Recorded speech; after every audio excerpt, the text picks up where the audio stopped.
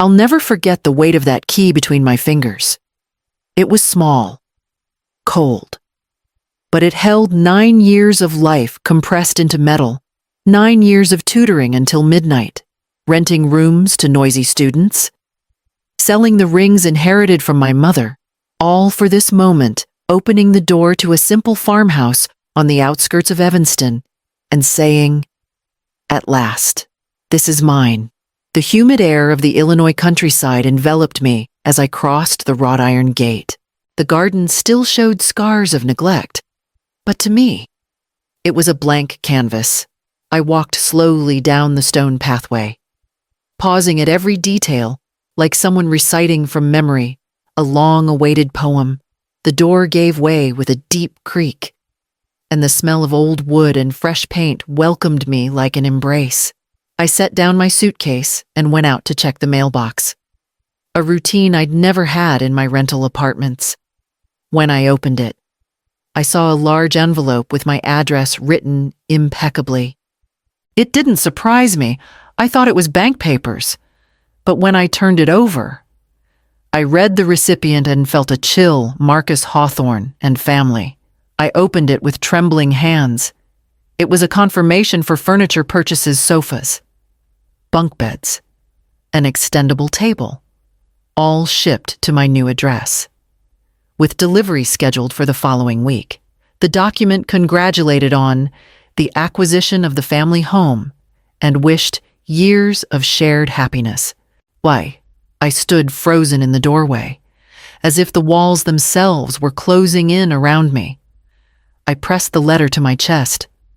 I'd expected silence and peace, but what I found was evidence of an invisible intrusion, the shadow of decisions that weren't mine. With the key still warm in my pocket, I realized I wasn't entering a refuge, but a contested territory. I leaned against the doorframe, breathing deeply, and then I heard the distant roar of an engine, approaching along the dusty road leading to my house. The roar I'd heard the night before wasn't a fleeting illusion. The next morning, when I'd barely finished brewing coffee in my new kitchen, the crunch of gravel on the driveway announced the unthinkable.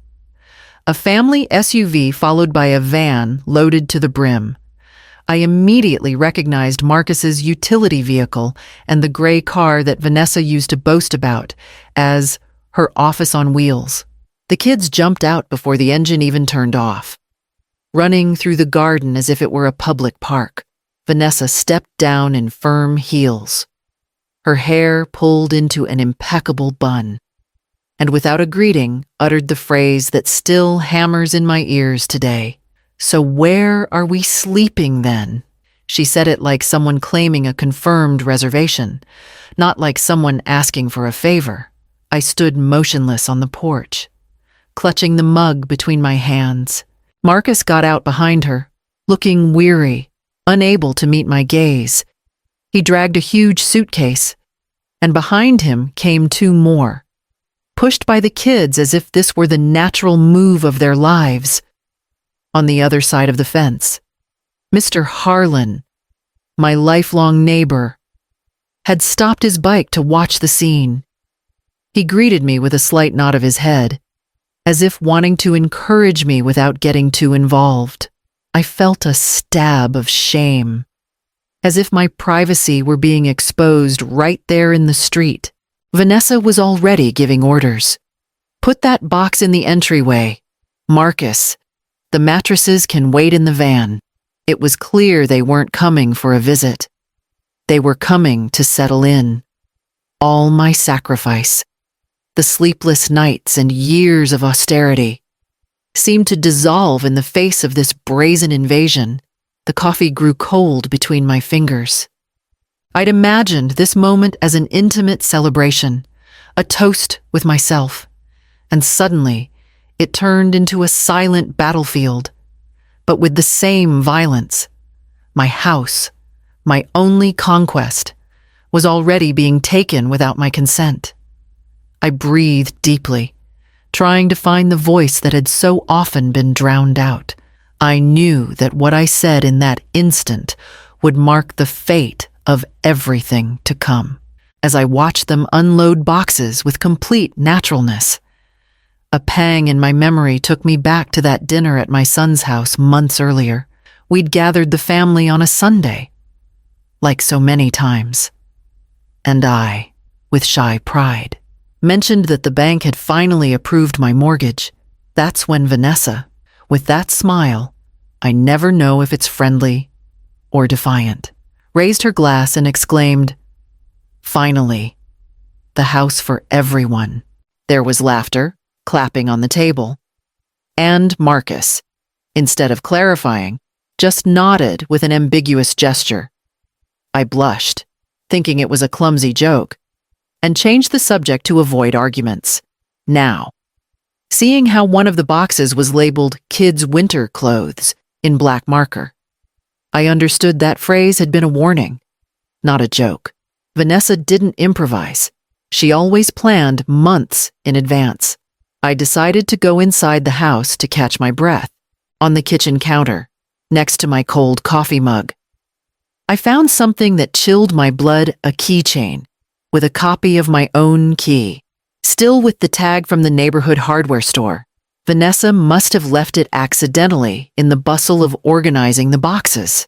I took it between my fingers and felt a cold sweat run down my back. How had she gotten the original key? The only explanation was that Marcus, on some previous visit, had lent it to her under an innocent pretext. I looked at him through the window. There he was, crouched down, holding a box while his children ran around him. His defeated expression confirmed what I feared he knew. I sat down, breathing slowly, trying to sort through the avalanche of memories. Every time I'd stayed silent to avoid discomfort. Every time I'd let one of Vanessa's comments slide. Every time I'd chosen to avoid conflict. All of that had sown the ground they were now trying to claim as their own. I clenched the keychain in my fist and promised myself I wouldn't yield any more ground when Vanessa entered, smiling, and asked where the guest room was. I knew the real confrontation was just beginning. I'd barely sat down in the living room to try to organize my thoughts when Vanessa appeared with her rehearsed victim tone. She pointed to the kids, who were scampering down the hallway as if they already lived there, and said, with a voice heavy with gravity, "They're already enrolled in the neighborhood school. We can't go back. Besides, we gave up the apartment in Milwaukee. We have nowhere to go." I froze. Marcus, with his gaze lowered, added, "If not here, where do we go?" Mom, that last word, Mom, spoken with supposed tenderness, pierced me like a dagger. It wasn't a plea. It was an order disguised as a supplication. The air in the living room grew thick, and with it came buried memories. I was 18 when I was offered a scholarship to study literature at Yale. The dream of my life books. Travels. A different future. But my younger brother fell gravely ill, and someone had to care for him.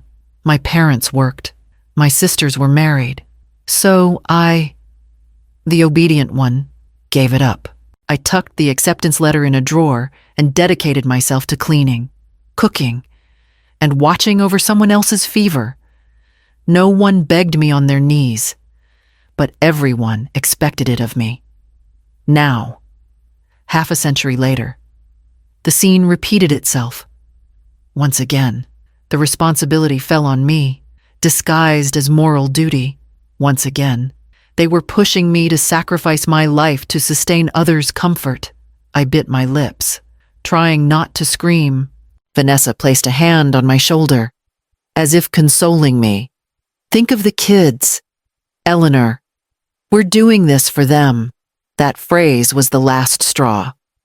I remembered every occasion when love had been used as currency to extract renunciations from me. I stood up slowly, firmly pushing her hand away. I didn't respond. My silence was my first resistance. I walked to the kitchen, where I still kept that duplicated keychain in my pocket, and understood that the real battle wouldn't be fought with shouts, but with decisions. Night fell over the house with a deceptive silence. I'd managed to keep my distance during the improvised dinner, serving a bit of bread and cheese without enthusiasm, feigning cordiality. When everyone finally went to bed, I locked myself in my room with the laptop.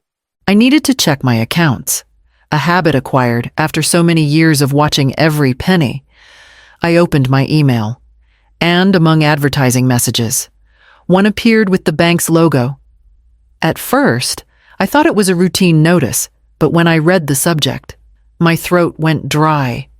Deposit confirmation $2,000, promotion cabin Naperville. I felt a blow to my chest. With trembling hands, I opened the attached document. There was my full name, my social security number, and, at the end, a signature that imitated mine clumsily, but convincingly enough to fool any employee. I swallowed hard. It wasn't an administrative error. Someone had used my identity.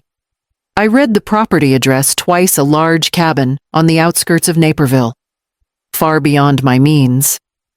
The text congratulated on the purchase and thanked for the trust placed. I brought my hand to my forehead. It could only be Vanessa. I remembered the letter in the mailbox, the ordered furniture, the duplicated key. Everything fit into a meticulous plan. It wasn't a paranoid illusion, it was a project drawn with precision. And I was the sacrificial piece. My newly acquired house was just an intermediate step in Vanessa's strategy to drag me into a financial commitment I couldn't escape. I printed the email, tucked the sheets under my pillow, and lay down without being able to close my eyes. In the dim light, the ticking of the clock sounded like a countdown. It was no longer just about defending four walls, it was about protecting my name, my history, and my future. When the first light of dawn filtered through the curtains, I knew I had to take immediate measures. And what I discovered next confirmed that the trap was more extensive than I imagined. It didn't take long for me to understand that the battle was no longer just being fought inside my house. Within a few days, Vanessa posted on her social media a carefully framed photo, her children sitting on the floor of the van, with blankets over their knees, and the caption, "Abandoned on the streets by those who should care for us." The image spread like wildfire. Cousins from Detroit, aunts from New York, even old acquaintances I hadn't seen in decades, started calling me with voices laden with reproach. "How can you be so harsh? Eleanor, they're your blood. You can't turn your back on them." Each call was another blow. I found myself walking around the house with my phone turned off, unable to bear that cascade of judgments. I felt as if an invisible tribunal had passed sentence without hearing me. One afternoon, while trying to organize papers in the study, Marcus sought me out alone. He closed the door with a nervous gesture and spoke to me in whispers. "Mom, sign. I'll take care of everything. You won't have to worry. Think that this way we'll silence the gossip and keep the family united." His voice sounded almost pleading, but his eyes avoided mine. I looked at him with a mix of sadness and anger. The child I'd fed, clothed, and defended from so many injustices was now asking me to betray everything I'd built. I feigned serenity and asked for time. When he left, I checked his laptop, which he'd left open on the table. And there, among recent emails, I found the confirmation of my suspicion, a job application in Naperville, just a few miles from the cabin Vanessa was trying to buy in my name. I froze. It wasn't an improvised plan or momentary pressure. Marcus had chosen his side, and it wasn't mine. Everything he'd said to me, every promise of support, were just words to push me off the cliff. That night, as I listened from afar to Vanessa's laughter with the children, I understood that family could be the most hostile wall of all. And just then, An unexpected voice appeared that gave me a breath of hope. The siege seemed to be closing in when, one morning, while Vanessa argued with her sister at the front door, Mr. Harlan's firm voice rose above theirs. He'd come out with his wool cap and newspaper under his arm, but upon hearing the conversation, he didn't hesitate to intervene. "Excuse me, but it's worth clarifying this house is registered as a single occupancy residence, solely in Eleanor's name. No one else has rights over it." The silence was immediate. Vanessa flushed red. Her sister looked at her with distrust. And I felt, for the first time in weeks, a thread of fresh air in my lungs. I wasn't entirely alone. Someone else saw the truth and dared to name it. That straightforward statement left the first crack in the wall of lies Vanessa had built. Later that same day, I received a visit from Elias, a former student I'd taught literature to, and who now practiced as a lawyer in Evanston. I told him about the situation over sips of coffee, and he, with a serious expression, showed me the documents he'd managed to track down. "Your daughter-in-law has tried to file a request for shared residency in your house, claiming that minors under your care live here. If it succeeds, it would be very difficult to evict them legally." My blood ran cold. Vanessa wasn't just exploiting sentimentality and family pressure, she'd taken the manipulation to the courts, using her own children as a weapon. Elias took my hand with the serenity of someone who knows what they're doing. "We're still in time to stop it, but you'll have to be firm. The law is on your side, as long as you don't yield an inch." That night, as I filed the papers in a blue folder, I understood that the battle was no longer just moral or familial. It had become a legal fight.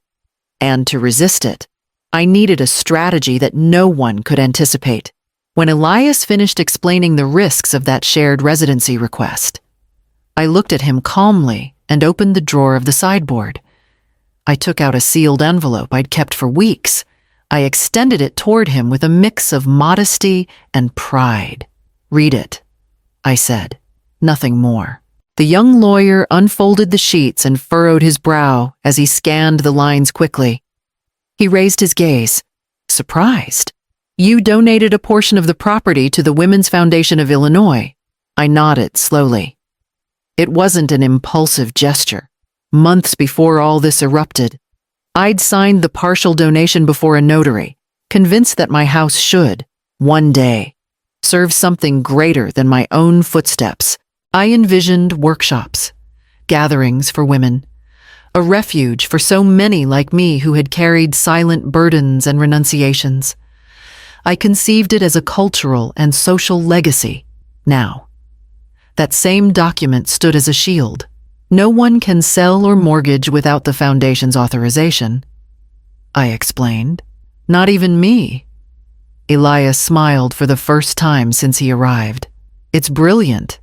It not only protects your assets, but also dismantles any attempt by your daughter-in-law. Legally, this house was never within their reach." I felt a strange relief, as if a part of my back straightened after years of being hunched. The house was still mine to live in, to breathe in, but they couldn't take it from me. Suddenly, I realized that, unknowingly, I'd gotten ahead of the onslaught. That night, as I organized my papers in the blue folder, I heard Vanessa giving instructions to the children about their new room and Marcus talking on the phone about job interviews in Naperville. I smiled bitterly. They were completely unaware that they were building castles on sand. I locked away the envelope, convinced that the moment to reveal it would come. And when it did, the entire family's farce would collapse at once. The living room turned into an improvised courtroom. Vanessa, with her arms crossed and chin held high, opened fire without preamble. "We want co-ownership. It's only fair after everything we've invested in this family." Her words sounded calculated, as if she'd rehearsed every syllable in front of a mirror. Marcus remained seated in the corner, his gaze fixed on the floor. Outside, through the window, the muffled crying of the children could be heard from inside the car, a chorus of innocence used as a shield. I didn't respond immediately. I stood up calmly and went to fetch the old blue notebook I kept in the dresser. I opened it slowly on the table, letting the pages speak for me. 9 years of meticulous notes, each entry detailing the 65% of my salary set aside. Summers without vacations, receipts for secondhand furniture, bills for books bought at flea markets. It was my life turned into numbers, testimony to a perseverance no one else had sustained. I turned the pages slowly. "This is the true family sacrifice," I said, my voice firm. "Mine." Vanessa tried to interrupt, but I raised my hand. It wasn't time for arguments. Then I pulled from my pocket the small keychain with the copy I'd found days earlier. I placed it on the table, the metal clinking with a dry sound that echoed in the silence. "You don't enter here as owners, only as guests.